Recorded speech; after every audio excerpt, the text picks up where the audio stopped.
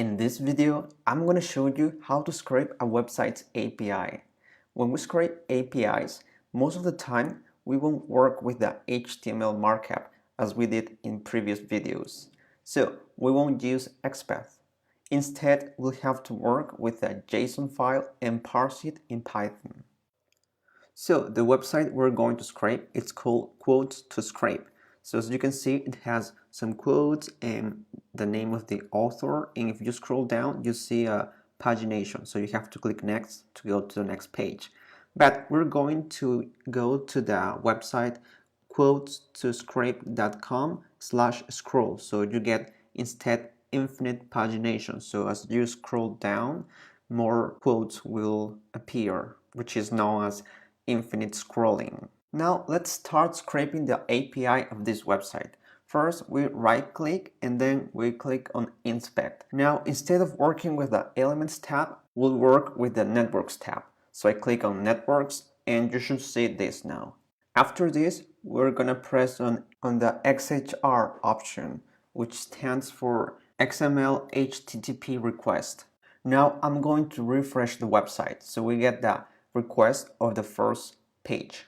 So I press Ctrl R to refresh the website, and now we can see that there is a new element listed that has the name quotes page equal to 1. So I'm going to click on it to see its content, and I opened this by mistake, but here's the content. So as you can see, this is the headers of this request. So as you can see here, we have the request URL, which looks like the link of the website, but it's not the same link because this one is quotes.toscrape.com/API, while the website's link is quotes.toscrape.com and /scroll. So here, apart from API, it's API/quotes and then the first page. So as you can see here, if you scroll down, you get the page 2 and then page 3 and so on. This is going to be the pattern we have to learn to scrape the API later. Now let's check the Preview tab. Here we have what we call a JSON object. Let's check some important elements. Here we have the hasNext element, which is set to true because the next page exists. Then we have the quotes element, which contains all the quotes listed in the website. As you can see here, if I expand the first one, you see the author, the tags, and the text. For example, here you can see some of the tags like change or deep thought, and also here you can see the name of the authors like Albert Einstein. Now let's go back to the terminal to start a new project. So right now I'm located in the spider_tutorial folder. The folder is the one you see now on screen, but we're going to create another folder that contains a different project. So now I'm going to cd into the folder that contains all my projects. So this is the folder nvs, and now I'm going to create a new project by running the command scrapey start project, and then I'm going to give it a name. So the name is going to be API_project. Now I'm going to press enter to run this command. And now we got the message that a new project was created. So now I can cd into the projects folder, which is the one you see now on the screen. So here is the nvs folder that contains all my projects. One is spy_tutorial and the other is the one I just created, API_project. So it has the same structure with the spiders and all the items and pipelines.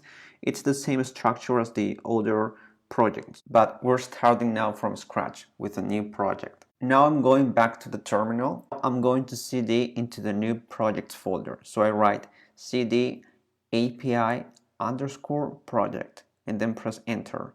Now I'm into the folder and I'm going to create a new spider.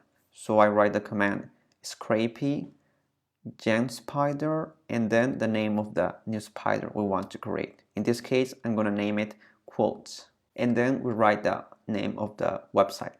So I'm going back to the website and I'm going to copy the link. So I pasted the link and that's it. I'm going to press enter to run this command. But before, I'm going to get rid of the HTTPS because Scrape is going to take care of that. And now I'm going to delete the scroll, so just the main website remains. And now I'm gonna press enter. Now I got the message that a new spider quotes was created using a basic template. Now I'm going back to the browser and copy the link inside the request URL, which is the one you see now. So I'm gonna copy this and I'm going to PyCharm and open the new spider that we just created, that we named quotes. So I'm open this one and I'm going to paste this link I copied inside stars underscore URLs. So I just paste it now. Then inside the parse function, we're going to test some code. We're going to delete pass and we're going to print response.body to see how it looks like. Then we go back to the terminal and we're going to run this spider. So we write the command scrapy crawl quotes. Then we wait till this is finished, and once it's finished we scroll up a little bit and we check the response.body. So as you can see now, we got multiple keys, but the one we want to get is the quotes key because it contains most of the data we want to scrape. Okay, now what we're going to do in PyCharm is to convert the JSON file into a dict to extract anything we want. So first we import the JSON module. So we write import JSON. Then we delete the response.body we printed before and we write JSON underscore response, which is our new variable that will contain the response.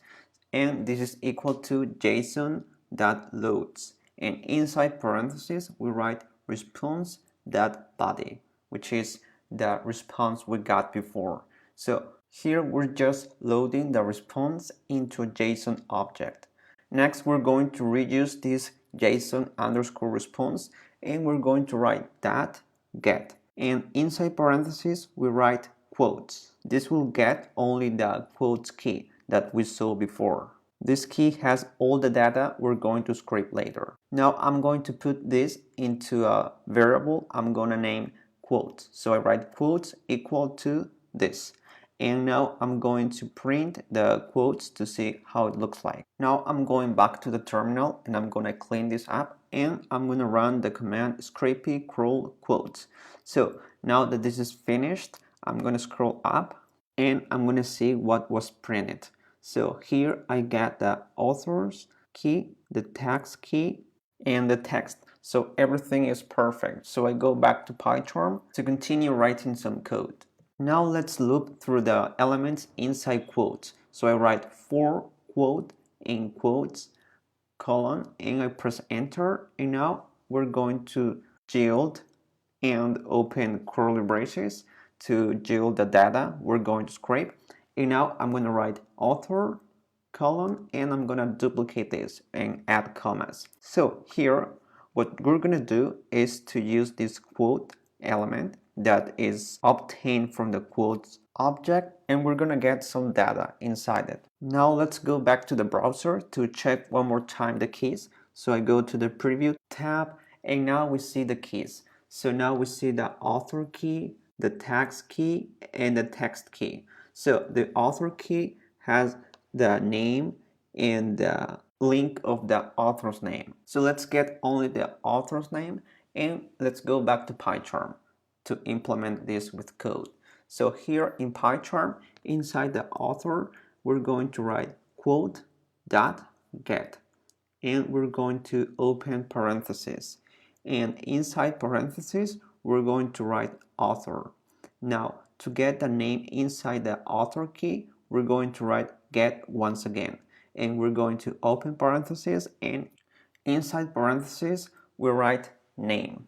Now let's go back to the browser and now let's see the second key, which is tags. So let's go back to PyCharm and let's copy this code. I'm going to replace the author for tag and now I'm going to delete get name. So we just have quotes that get parentheses tags. Now let's copy this code once again and let's paste it below. So instead of tags, now we write text. So we get quotes that get parentheses and text. Now let me verify if this is the right key. So I go back to the browser and yeah, it's the right key, which is named text. So we finished writing the code and now it's time to test it in the terminal. So I go to the terminal and now I'm gonna clean this app and now I write the command scrapey crawl quotes and now I wait till this is finished.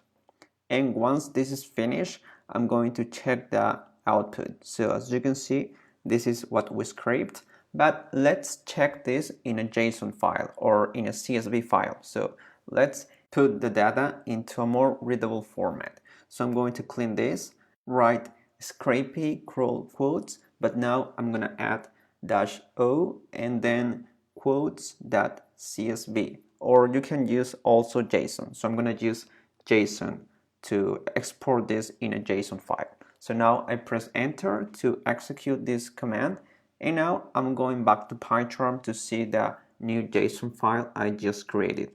So I open this file named quotes.json I created, where I store all the data scraped, and now you can see all the data that we scraped. So you see the author, the tags, and all the keys that we extracted. Remember that Scrapey doesn't support UTF-8 encoding. This is why we get these weird letters in orange. If you want Scrapey to support UTF-8 encoding, add the code shown in screen in the file settings.py, as I showed you in previous videos.